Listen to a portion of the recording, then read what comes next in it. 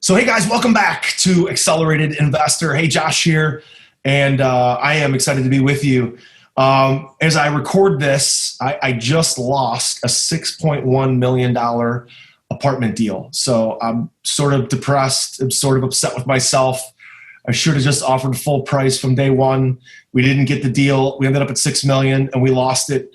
And it was going to be worth, by the time we were done, probably worth about $9.2 million. So I'm just beside myself as I record this podcast. But it's part of the business. It's part of doing deals. It's part of building a portfolio. And what I've done today is I brought on a new special guest. His name is Lawrence Jankelow. He is the co-founder and owner of Avail.com, Avail.co actually. And Avail is an all-in-one software solution specifically designed for do-it-yourself landlords. Basically, their customers are a lot of you guys that listen to this podcast. They are people who have new portfolios, basically portfolios with less than 10 units. They basically start with guys that have their first rental property or their fifth rental property or their eighth rental property or their first duplex or their first quad, and they provide all-in-one solutions for small landlords. Everything from advertising your properties, syndicating them out, receiving rental applications, collecting rent, dealing with maintenance issues and maintenance requests. This is a really fun, fast-hitting interview with Lawrence Jankelow, the co-founder of Avail. I think you're really going to like this. I've got to go sulk and spend some time licking my wounds after losing this $6.1 million apartment, which I'm super upset about. But I am super excited to be able to share this podcast interview with you. Take a listen. Welcome to the Accelerated Investor Podcast with Josh Cantwell.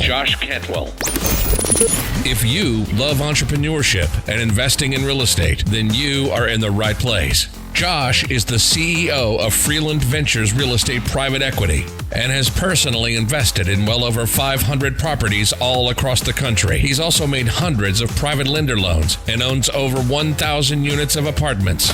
Josh is an expert at raising private money for deals, and he prides himself on never having had a boss in his entire adult life. Josh and his team also mentor investors and entrepreneurs from all over the world. He doesn't dream about doing deals. He actually does them, and so do his listeners and students. Now sit back, listen, learn, and accelerate your business, your life, and your investing with the Accelerated Investor Podcast. So, Lawrence, what's going on, man? So excited to have you on the Accelerated Investor Podcast and talk a little bit more about your software and about building portfolios. So let's jump in. Tell us a little bit more about what you're working on right now and something that you're really excited about as we get to the end of the year and roll into 2021. What are you most excited about that you're working on today? Yeah, absolutely. Well, first, thanks for having me on. Pleasure being here. Love getting a chance to talk to other real estate investors out there. So this is exciting for me. What I'm looking forward to most about this year may actually, unfortunately, be related to the pandemic. We're a rental software business. So we process rent for 200,000 plus landlords. And we're in a unique position, I think, in how we process rent. We focus on landlords who are a lot smaller, landlords with one or two units. And they tend to be half the market and half the market that people don't have any visibility into. So we get to see kind of what's happening with their rents and their properties. So what I'm really excited about that we're doing now is taking all of this data that we have for all of the rent payments that are happening on that side of the market and being able to work with certain government municipalities and policymakers to show them, hey, look, these are the cities or parts of cities that are more affected by the pandemic. These are areas where landlords or tenants are having a much harder time than the average. This is probably where you can spend more time focusing. So super excited that we can use the years of data that we have and what's happening now during the pandemic to really highlight where change can be made. And we're really kind of getting into the nitty gritty of that now with several cities. Super excited where that path's going to go. Nice. So a couple things to point out here. So I've got some friends at auction.com. They aggregate a lot of data, right? And I was blown away to hear that 73% of all the rental properties in the United States are actually owned by a landlord that only owns 1 or 2 units, right? Yeah, so that's correct. Tell me a little bit about and this is more of the entrepreneur question, when you were building this business, why did you decide to focus on like the kind of guys that have 1 or 2 or 5 or 10 units versus going after the bigger players, if you will? Because you're actually going after a larger segment of the market, 73%. But a lot of people might say, well, I want to have the biggest customers who have the most units. You went after the larger piece of the actual market, which is the small mom and pop landlords. Tell me about that. Yeah, well, a lot to unpack in there a little bit. You know, the smaller landlord, the do-it-yourself landlord, is by far the largest part of the market, and so many reasons why it makes sense to go after them. One, they're being ignored by software makers. They're being ignored by everybody, basically, and part of that is just because of how difficult it is to reach them. You know, you tend to think of the mentality of someone who owns 1 or 2 units. You're not going to the bars and saying, hey, I'm a landlord. You're not really telling people. You kind of mind your own business and you're moving on with your life. You're part-time landlord, full-time something else. And that makes it really hard to market to you because there's no phone book to find you. There's no forums that you're really part of. It's really a subset of who you are, not an entirety of it. So because of that reason, most companies will kind of ignore that part of the market. It's just too difficult. So we wanted to go there because that's where we felt the huge need was. We saw just huge swaths of landlords who don't have a good process in place, aren't doing the things that professionals do, that software could come in and help them. And then, you know, I was one of those landlords, and so was my business partner who started the business with me. We were both do-it-yourself landlords. I had a 3-flat here in Chicago. He was managing 2 single-family homes. And when we went out looking for software to get better, there was nothing. And so at that time, we decided, look, we're going to quit our jobs, build software for this completely ignored part of the market, help them become professional, help them gain some of that education and experience. And then hopefully in the interim, we can build this huge amount of aggregate data that can be used for some good as well. Nice. So like when I was a landlord with no software and I had like 10, 11 units, I was very happy to kind of offload that to one of my employees and let them do it because I wasn't adopting any kind of software. So help my audience understand, if they just own a couple units now, what are some of the benefits of using your software or software like yours that will allow them to actually enjoy being a landlord? Because like dealing with tenant payments, tenants are running late, communicating text message, phone calls. The software that you have kind of takes care of a lot of that. The communication, the rent collection, kind of stuffs it all into an online platform, which a lot of people, I think, even if they're small landlords, they're still doing it wrong. They're kind of doing it like the 1980s way of just doing everything themselves. And then they get burned out. They're like, this sucks. I don't want to do this. Versus just adopting a simple piece of software like yours. So what are some of those bells and whistles that your customers have liked the most? Yeah, that's a great question. I tend to think like the same way that I got started. When I got started, I thought buying rental property was going to be a passive income stream. And it's commonly referred to as passive income, but by no means is it passive. You're kind of working your butt off a lot. Whether it's, as you said, communicating with tenants, following up with them, doing maintenance, trying to see if the rent was paid. There's a lot to do there. And so your passive income turns into some all nights and weekends encompassing thing. Right. And so what you are stuck with is, okay, I want to offload this and get back to my personal life. And so you either have to go with a property manager or you've got to figure out some way to automate this process. And unfortunately for most landlords who have 1 or 2 units, a property manager is just too expensive. You don't have really the economy of scale. And so it doesn't make sense. Your one property, if you get a property manager, you may no longer be making cash flow on that place. And then it doesn't make sense to be a landlord at all if you're not even going to be making money. So instead, we go down the path of let's try to help you automate that and take a lot of the things that you have to do every day and just making them a lot more seamless. So with trying to find tenants, we looked at what we were doing before and we would go and post on Craigslist, and then 24 and a half hours later, you'd go post on Craigslist again. Or maybe you'd get smarter and you'd try to post to Zillow. And if you're not getting enough leads, you'd then add apartments.com and apartment list. And you'd be posting every day to 15 websites. And so the very first thing you can do is figure out how can you automate that?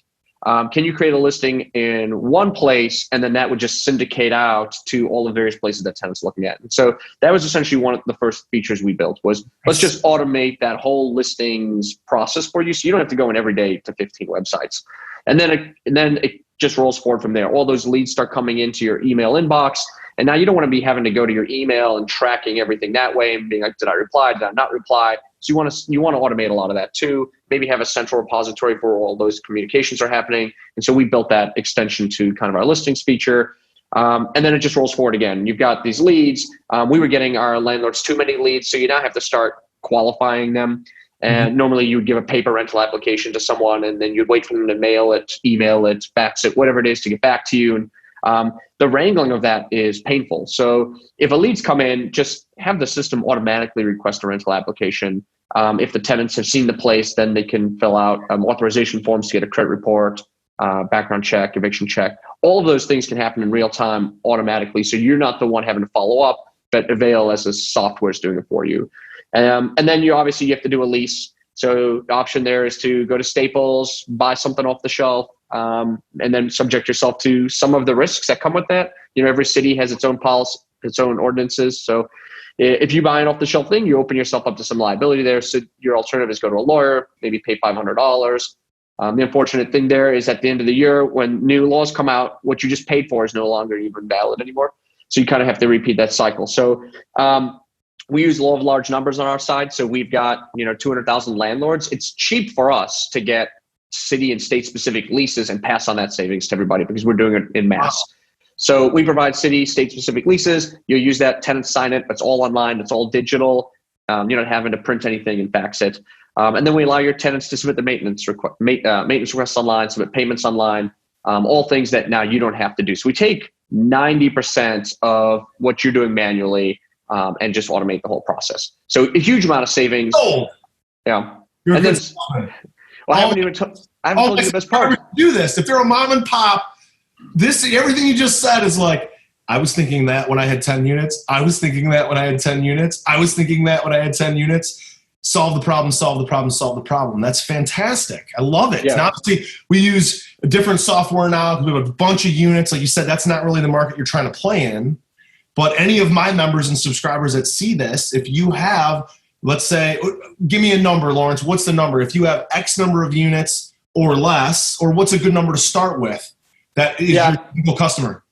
Yeah, we start and target anybody with less than 10 units. That's ideal. That's ideal for us. Our software is built that way. The whole UI, UX, our pricing is really meant for those customers. And I should mention also, and probably maybe the best part is it's entirely free. So all of the software entirely free. We do have paths to revenue, which we can talk about if you want. But for you to get started, try it out, see if you like it. No risk, entirely free. That is fantastic. Are you ready to automate and explode your real estate investing?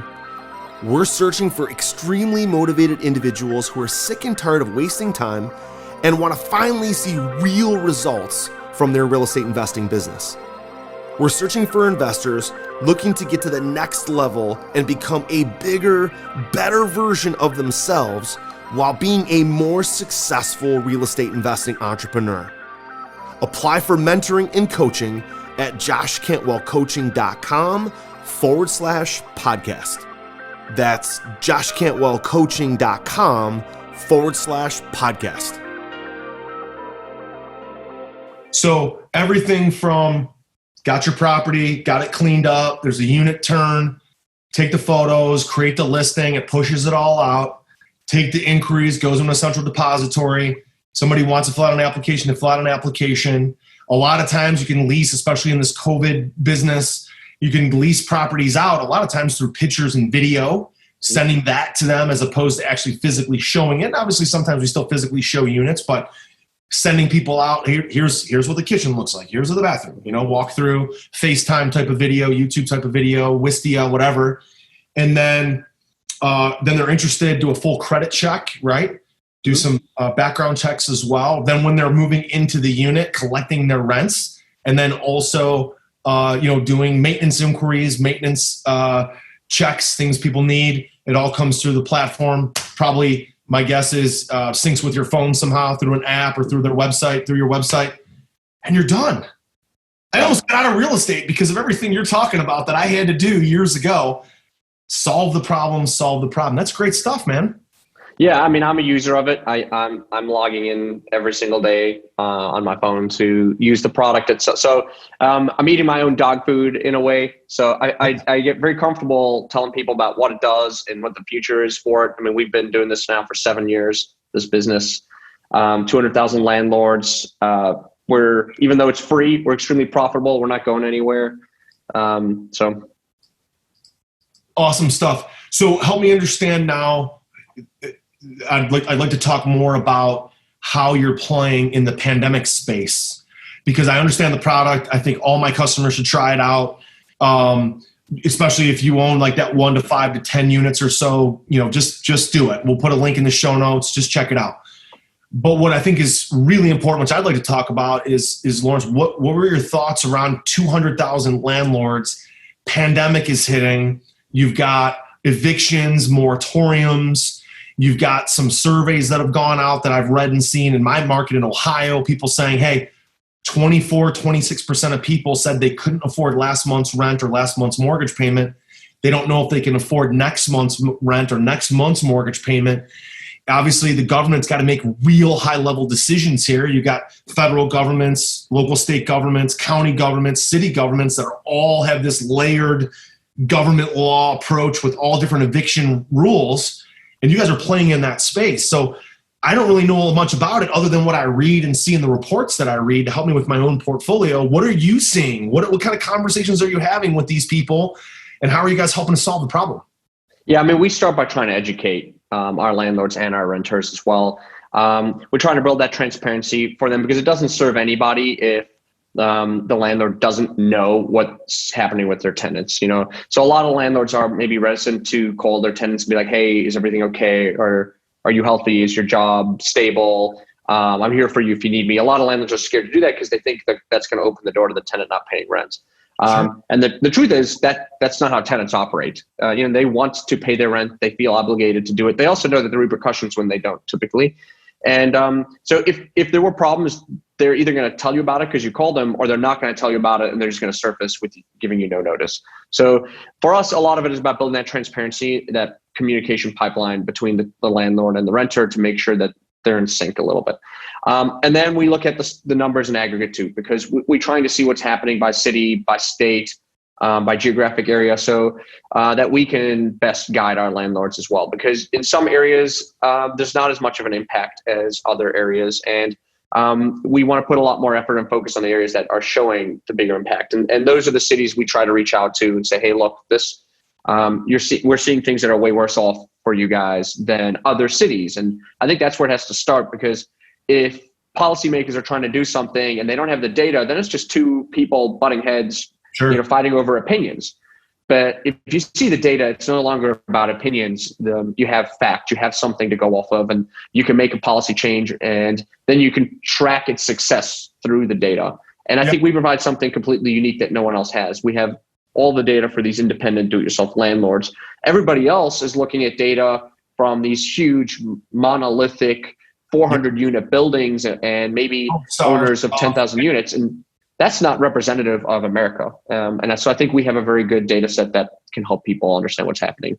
Love it. So help me understand, describe a scenario, give me a city where you guys saw some holes or some evictions happening or non-payment happening. And you're like, oh my gosh, I definitely see some red flags here. And tell me about the conversations with the landlords and the conversations potentially with lawmakers or policymakers. How are you guys, in the middle of it? Give me some, you don't have to give me the exact city if you don't want to, but if you can, tell us about that.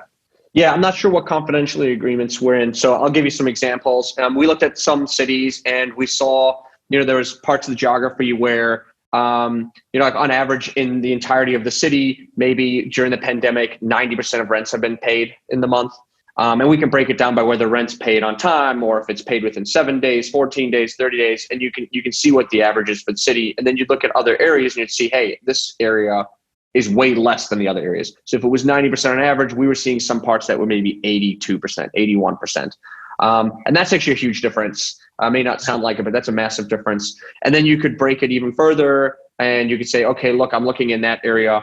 Can I compare it by average rents versus bottom 20% of rents? And we were seeing in some cities, the bottom 20% of rents were even further impacted And so clearly there's some areas of cities that are suffering more. There's some populations even within those areas that are suffering more. And thinking about how do you want to target stimulus specifically to those areas is probably what you'd want to do if you had the data to be able to do that. And so those are areas now we're working with some places to at least give them the data. At Avail, we're not policymakers. We try not to suggest policy. But if we free the data, then it can get into the hands of people who are smart and capable and experienced in those areas. And so that's one example. We're doing other things with large housing development. Are smart and can make good policy, because sometimes I wonder. Yeah. You wonder where they're getting their data information from, and then you realize, from nowhere. And you hope to okay, at least maybe now they can get it for rental markets. That's fantastic. So have you been able to, at all with your clients, suggest, or maybe you can just talk about it high level on this interview, where are you seeing sort of the most bleeding, or where are you seeing the most stabilization? Is it in B-class markets, A-class markets? Is there a lot of bleeding in C and D? Is luxury, really hurting or doing well? I know what's going on with my own portfolio, and I can talk to that, but I'm curious always, especially even in the resi space where people have less units, but you still have 200,000 users using it. So you're talking about hundreds of thousands or millions of total doors. That's big time data. So where is the most stabilization that you see, and where are the biggest holes at? Yeah, I mean, I guess we don't try to categorize them as A, B, C, D, but in general, we can see that as you go down in rent price, it's less stable. So some of I don't know if lower end rent markets is the right term, but those tend to have lower rates of full payment within that same month. And so that's the big broad trend we're seeing. We've also seen how that's been kind of changing over time. So, in March, when it really kicked into gear, when people started in America to start thinking about the pandemic, we started looking at, and predicting, hey, April 1st is going to be tough on rent. And we tracked that, and that turned out to be true. People weren't really paying April 1st rent, but stimulus checks came out a week or two later. And so by April 15th, most people had paid their rent. And we saw a huge normalization there. And then we were worried, hey, May 1st is going to be the big one now because there's no more stimulus checks coming. But May 1st, we actually saw that payments were predominantly on average. And we started trying to dig into why. And I think that was a result of maybe some of the unemployment benefits that came out. The lines started getting shorter. People were actually able to receive those benefits. And we saw May, June, July rent payments were fine. July 31st, obviously, a lot of those unemployment benefits ended. So we did see a huge dip in August and September, and we're still seeing it even decline now that there's no further stimulus helping. So we're definitely seeing it in the data play out, and the story fits that data set where the stimulus really boosted rent payments being on time. Now that we've backed away on stimulus, we're seeing rent payments starting to suffer again. But you could see it predominantly for some of the lower rental units. It's interesting because just the other night, Trump obviously got COVID, and then he said they're no longer going to negotiate. I don't know if whatever you believe, left or right, but him and Pelosi are having a pissing match over is she negotiating in good faith. Regardless of what side of the aisle you're on, they decide to stop negotiating. Stock market goes down right away. And what I'm hearing from you and what Trump said was, hey, we'll renegotiate after the election. Because after I win, again, doesn't matter if you're left or right, whatever, it's going to be after the election. But the interesting thing is what you said was that stimulus did matter. People weren't necessarily paying April 1st, and around April 15th, things kind of got caught up. And the further now we go without stimulus, the less people are paying. So it's a real thing, and you're able to provide that data to policymakers and government officials to say, look, this is a real thing. If you don't provide some stimulus, now we're going to wait probably till the middle of November, let's say. Then hopefully people can get caught up in November. People do want to pay their rent, but they just don't have the means to do it. 30 million people unemployed. A lot of people had to cut back. They're not giving bonuses like they used to. It's a real thing. So it's great to hear your real world knowledge of that. That's fantastic stuff. Yeah, I mean, I'll caveat it with these are complex systems happening. So there's so many moving pieces that it's hard to say any individual piece is really pushing it. So what you try to do is you try to prove these things with temporal order. Did one event occur before the following events? And for us, we're seeing people were paying the rent. Then the pandemic happened. They slowly started paying their rent later. And then stimulus was released for the checks. We see a rebound in rent. Then you're seeing, okay, now rent is curtailed again. And then you see unemployment benefits are actually being realized and you see rent rebound again. So the best you can do is show, here's the data. We're showing causal order. But it's hard to really say one causes the other. But the data is like showing a relationship there. And so I don't think it can be ignored, but it's certainly a complex system. Yeah, no doubt, no doubt. My newest and most powerful real estate investing book, The Flip System, is now available. And for a limited time, you can grab your free copy at getflipsystem.com/podcast. Using the same proven principles, secrets, and investing strategies I'm sharing in this book, I've been able to personally close over 750 highly profitable real estate deals over the last 15 years, make over 400 private lender loans, raise over $30 million of private money, and acquire over 2,000 units of apartments. Get my newest book now for free for a limited time at getflipsystem.com/podcast. That's getflipsystem.com/podcast. So listen, Lawrence, last question. We got limited time today, so I appreciate you jumping on. What advice would you give to our listeners, your customers, and even your sort of younger, less experienced self? What advice would you give to yourself and some of those people who don't have necessarily a passive portfolio, that look at their portfolio and like, God, why do I own these properties? Of course, one of them is use my software. But besides that, like what advice would you give from your own real world experiences as being a landlord? Yeah, well, the first thing is if there are listeners who aren't yet landlords out there and they have a little bit of disposable income, now's a great time. Anytime is a great time to start. I wish I had started younger than I did. But then I guess one advice, if you're already in the game, that I think is super valuable is to start thinking about it as a business. Because a lot of us, when we get started, I was at Goldman Sachs in asset management, and that was my job. And then part-time landlord, and I didn't ever think of myself as a landlord. So it's important to start thinking about that landlording as a business. And when you do that, so many things start to click. You start treating your tenants as customers. You start thinking about retention. You start treating them well as a benefit to them and to you. You start thinking about the numbers a lot more. You start thinking about the operating income, some of the expenses. You try to improve income. You try to lower expenses. But then the biggest thing is you try to think about process. So whether that's using software or not, process is important. You don't want to have to last minute be thinking about what am I going to use for a rental application. So if you're not using software, you should at least try to get a standard going for your own rental applications and a standard for your own leases so that you're not having to recreate the wheel each time you have tenant turnover. And that process can help. And that's just how businesses operate and think. And if you can make that switch in your head, you're going to save yourself a ton of stress and time. Fantastic stuff. Listen, Lawrence, if our people want to check out, you said the software was free. I don't know how that works, but you said it. So let's go get some. Where can they get the software? Yeah, right on the homepage. So avail.co, avail.co. Everything they need is right there. They can start for free. They can keep it free forever too. So it's not like a gimmick where, hey, your first 30 days, it's not a free trial. You can use it completely for free for as long as you want. Fantastic stuff. Listen, thanks you so much for joining us today on Accelerated Investor. Great. Thank you for having me. Appreciate it. So, hey guys, listen, I'm so excited that you got to hear that interview with Lawrence. Listen, that is a software that you've absolutely got to take advantage of. I mean, if I was a brand new landlord and owned a few units, thinking about, wanting to be a truly passive landlord, that is a software that I would absolutely be using. And not only that, but it's free.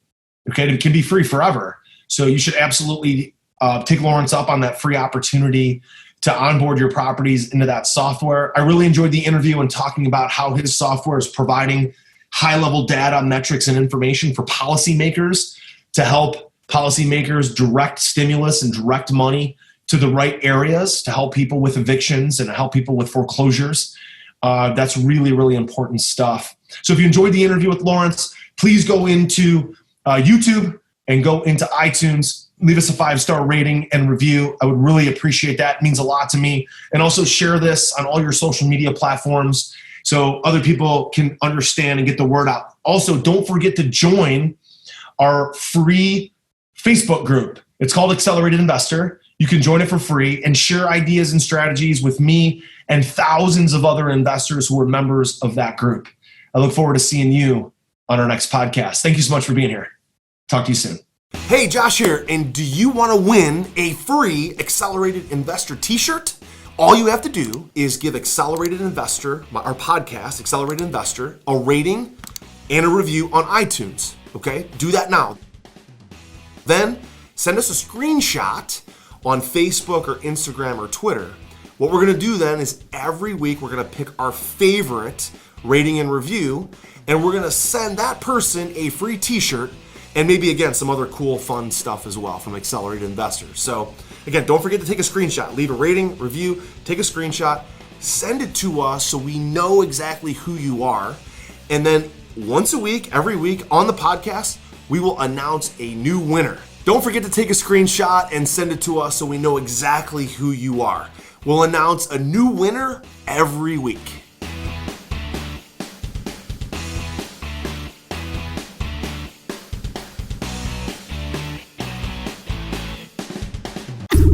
You've been listening to Josh Cantwell and the Accelerated Investor Podcast. Leave a comment on our iTunes channel and let us know what you want to learn next or who you'd like Josh to interview. While you're there, give us a 5-star rating and make sure to subscribe so you can be the first to hear new episodes. Follow Josh Cantwell and his companies, Strategic Real Estate Coach and Freeland Ventures, on all social media platforms now, and stay up to date on new training and investment opportunities. To start your journey toward the lifestyle you've always dreamed of, apply for coaching at joshcantwellcoaching.com.